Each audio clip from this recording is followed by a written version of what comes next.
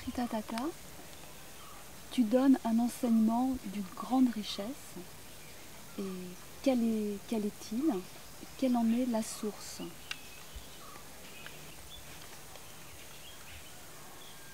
ഓരോരോ ജീവനും ഈ ലോകത്തിൽ പ്രകടമാകുമ്പോൾ ആ പ്രകടമാകുന്ന ജീവന് ഒരു സ്രോതസ്സുണ്ട്.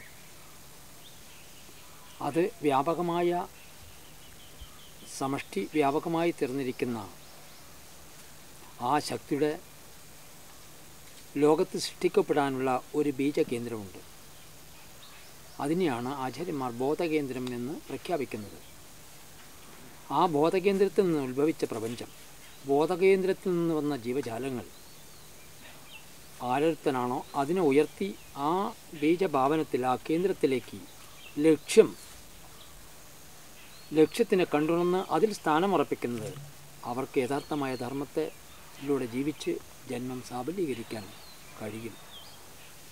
അതാണ് നമ്മുടെ എല്ലാവരുടെയും ബിന്ദുസ്ഥാനമായ കേന്ദ്രം. ആ ബിന്ദുസ്ഥാനത്തിൽ നിന്ന് സ്വരൂപിച്ച ഊർജം തപസ്സിലൂടെ സാക്ഷാത്കരിക്കപ്പെട്ട് ആ തപസാന്നിധ്യത്തിൽ പൂർവ്വ ഋഷികളിലൂടെ വെളിപ്പെട്ട ധാർമ്മിക മൂല്യങ്ങൾ തഥാതനിലൂടെ പ്രകടമാക്കിക്കൊണ്ടിരിക്കുകയാണ് ഇപ്പോൾ സംഭവിച്ചുകൊണ്ടിരിക്കുന്നത്. En plus des initiations, tu proposes une pratique qui s'appelle Aishwarya Yoga, qui est ouverte à tous, et nous aimerions que tu nous en parles un peu. പ്രപഞ്ചത്തിൻ്റെ മാധുര്യങ്ങൾ അനുഭവിക്കാനെത്തിയ സമുദായത്തിന് പ്രപഞ്ചത്തിൻ്റെ മാധുര്യങ്ങളെ അനുഭവിപ്പിക്കാൻ വേണ്ടി എല്ലാ ജനങ്ങളെയും ഒന്നിച്ചേർക്കാനുള്ള ഒരു വേദിയാണ് ഐശ്വര്യയോഗം കൊണ്ട് ഉദ്ദേശിക്കുന്നത്. ഐശ്വര്യയോഗത്തിലൂടെ കടന്നു വരുന്നവർക്ക് അവർക്ക് ധർമ്മത്തിന് വിരുദ്ധമായതിനെ തുടച്ചു കളഞ്ഞ് അവരെ ശ്രേഷ്ഠമായ ധർമ്മത്തിൻ്റെ പാതയിലേക്ക് നയിപ്പിക്കാൻ വേണ്ടി ഒരു വേദി ഒരുക്കാനുള്ള ഒരു സാഹചര്യങ്ങൾ സൃഷ്ടിക്കുകയാണ് ഐശ്വര്യയോഗം കൊണ്ട് ഉദ്ദേശിക്കുന്നത്. Sri Tathagata, tu as fait construire un temple d'une grande force, d'une grande puissance, le Dharmapita. Quelle est sa fonction? Quel est son but? ധർമ്മപീഠം ധർമ്മത്തിൻ്റെ പ്രസരണത്തിനുള്ളൊരു കേന്ദ്രം. സമഷ്ടി വ്യാപകമായ ധാർമ്മികമായ ഊർജത്തെ തഥാതൻ്റെ തപശക്തികൾ കൊണ്ട് ആഗിരണം ചെയ്തെടുത്ത് കാലം നിയോഗിക്കപ്പെട്ട ആ സാന്നിധ്യത്തിനെ ഭൂമിയിലേക്ക്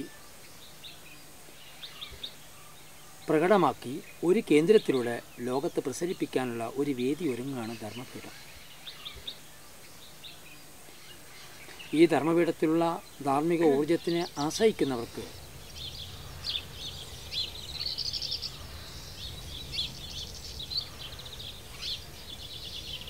ശ്രേഷ്ഠമായ ധർമ്മത്തിൻ്റെ ബുദ്ധിയും ലോകത്തിൻ്റെ ശ്രേയസ്സും അവൻ്റെ ജന്മാവകാശവും നേടിയെടുക്കാൻ ഈ ധർമ്മപീഠത്തിൽ വരുന്ന സാന്നിധ്യം അവരെ സഹായിക്കും.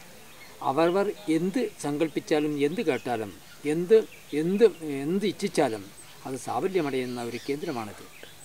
മനുഷ്യലോകത്തിൽ ഇനി വരുന്ന കാലത്ത് മനുഷ്യനെ ധർമ്മത്തിലേക്ക് വഴി നയിപ്പിക്കാൻ ഈ സാന്നിധ്യം കളവൊരുക്കും. അതിനുള്ളൊരു വേദിയാണ് ധർമ്മപീഠം.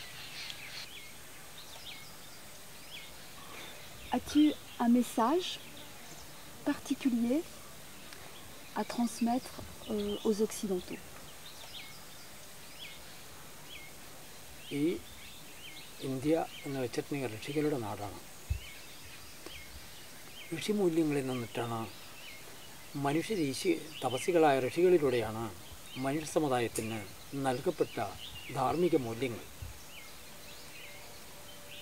അങ്ങനെ വെസ്റ്റേൺ പീപ്പിൾസിനോ അല്ലെങ്കിൽ മറ്റേ ഇന്ത്യൻ പീപ്പിൾസിനോ വേറില്ല. പ്രജാപതിയുടെ മുന്നിൽ ഇവിടെ കാണുന്ന എല്ലാ മനുഷ്യ ജീവജാലങ്ങളും ഒന്ന് തന്നെയാണ്.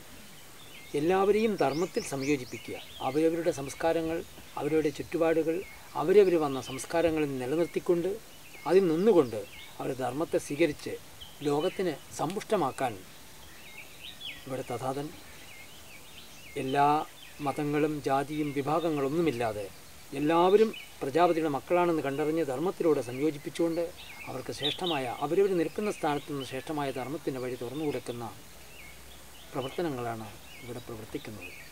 നമസ്തേ ശ്രീ തഥാഗത, നമസ്തേ.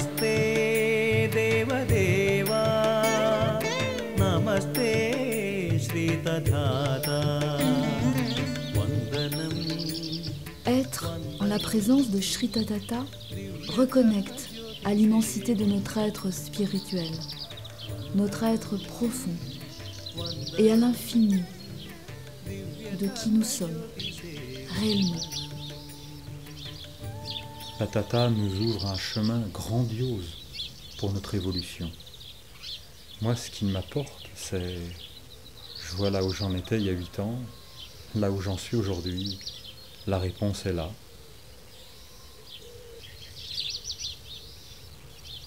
Pour moi, c'est la réalisation de tous mes rêves, d'enfant, d'adolescente. La reconnexion avec le merveilleux.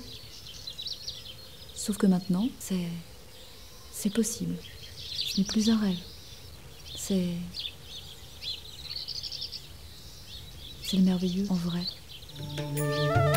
Namaste Deva Deva, Namaste Shri Tatata, Namaste Deva Deva, Namaste Shri Tatata.